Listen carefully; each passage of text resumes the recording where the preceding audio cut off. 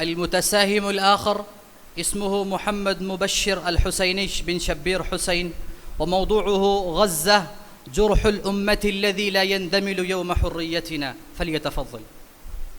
الحمد لله الذي جعل الحرية كرامة للمؤمن وربط العزة بالعقيدة، والصلاة والسلام على من أخرج الناس من الظلمات إلى النور، سيدنا محمد وعلى آله وصحبه أجمعين.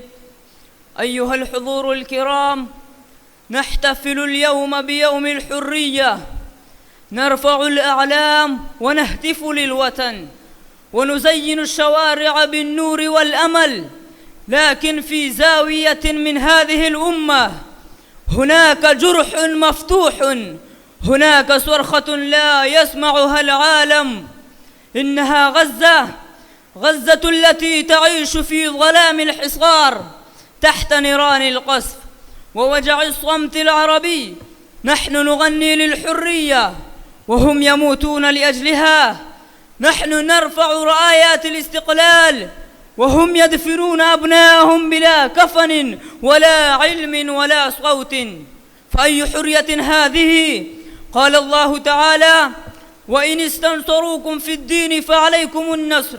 وقال النبي صلى الله عليه وسلم: المسلم أخو المسلم لا يظلمه ولا يسلمه.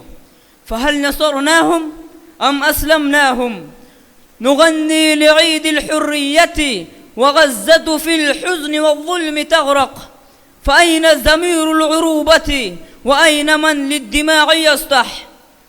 نزين الوطن بالرايات وهم يلفون الشهداء بالكفن، نحيا بأمن ودفء وهم في خوف وتحنان ووهن. إن لم نسح اليوم فمتى؟ أولسنا جسدا واحدا في سروره وحنينه ومحنه.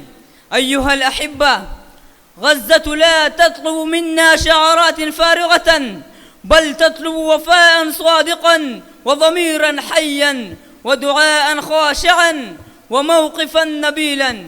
فلنجعل من يوم الحرية يوما لنصرة الأحرار ومن استقلالنا صوتا للمستضعفين. اللهم انصر أهل غزة واربط على قلوبهم وثبت أقدامهم وانتقم من الظالمين. وآخر دعوانا أن الحمد لله رب العالمين.